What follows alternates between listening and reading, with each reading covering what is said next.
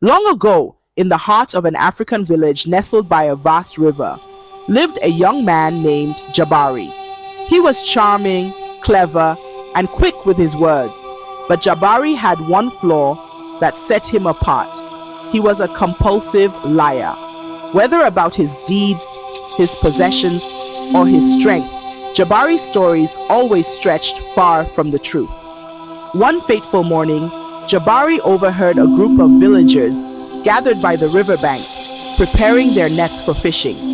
Always eager for an audience, he swaggered over, a mischievous grin on his face. "Why do you waste your time with these small nets?" he boasted.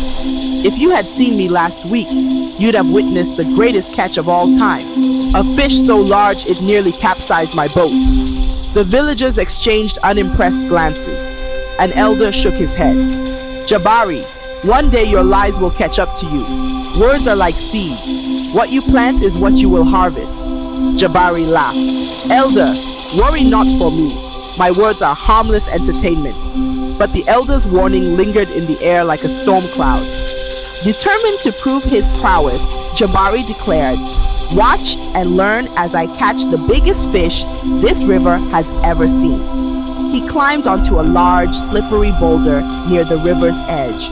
Waving dramatically, he pretended to reel in an imaginary fish, ignoring the villagers' murmurs of caution. Suddenly, his foot slipped. With a loud splash, Jabari plummeted into the river. The villagers gasped, rushing to the edge, but the current was too strong. The river swallowed him, pulling him under. As Jabari struggled, water filling his lungs, the world grew dark. He felt as though he were being dragged deeper and deeper until, without warning, the current stopped. Gasping for air, Jabari opened his eyes. The river had vanished, replaced by a barren, desolate land. The sky above was a murky gray, and the air was heavy with an unsettling stillness. All around him, strange, twisted trees with black leaves clawed at the horizon. Jabari staggered to his feet, shivering. "Where am I?" he whispered. A chilling voice answered from the shadows.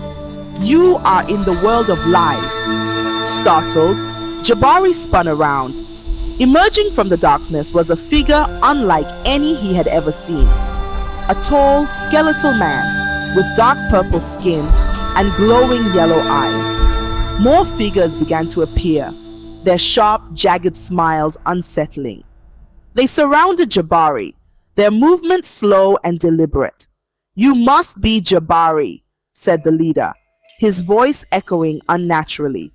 "The master liar who plants seeds of deceit." Jabari's heart raced. "What? What do you want from me?" The leader's grin widened.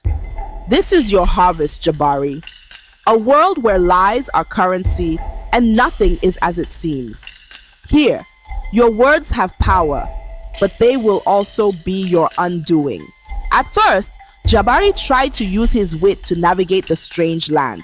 When the purple people offered him directions, he lied about his intentions, pretending to seek treasures and secrets. But their lies were always more cunning. One day, they led him to a grand feast laid out under a dying tree. Starving, Jabari eagerly grabbed a piece of bread, but the moment he bit into it, it turned to ash in his mouth. The laughter of the purple people echoed around him. Another time, they showed him a shining pathway, claiming it led to safety. Desperate, Jabari followed, only to find himself at the edge of a cliff. Below, swirling darkness threatened to consume him. Jabari began to realize the horrifying truth. In this world, deception ruled, and he could trust nothing, not even himself. Weakened and desperate, Jabari stumbled upon a pond in the center of the wasteland. Its waters were eerily still, reflecting not the twisted landscape, but his own face. Yet the reflection was strange. It showed a version of him, scarred and weary, with fear in his eyes. "Who am I?" Jabari asked aloud. The pond rippled, and an ancient voice emerged. "You are who your words make you. Lies have brought you here. Only truth can free you." Suddenly, the leader of the purple people appeared behind him, holding a gleaming dagger. Truth? The leader sneered. Truth is weakness. Speak another lie, and I will show you power beyond your dreams. Jabari hesitated. The temptation to lie, to escape his pain and fear, was strong. But he remembered the elders' words. What you plant is what you will harvest. Taking a deep breath, he turned to the leader. I have lied all my life, he admitted. I have lied to gain attention, to avoid consequences, and to make myself seem greater than I am. But none of it was real. I am a liar, and I am ashamed. The dagger in the leader's hand turned to dust, and his grin faltered. The purple people began to dissolve into shadows, their laughter replaced by anguished cries. The ground beneath Jabari shook as the twisted world began to collapse. A blinding light engulfed Jabari, and he awoke coughing on the riverbank, surrounded by worried villagers. They had pulled him from the water and were tending to him. You're alive! A woman exclaimed. Jabari sat up, dazed but alive. He looked around at the familiar faces, their concern genuine. For the first time in his life, he felt something he hadn't before: gratitude. From that day forward, Jabari changed. He spoke honestly, even when it was difficult. When he didn't know something, he admitted it.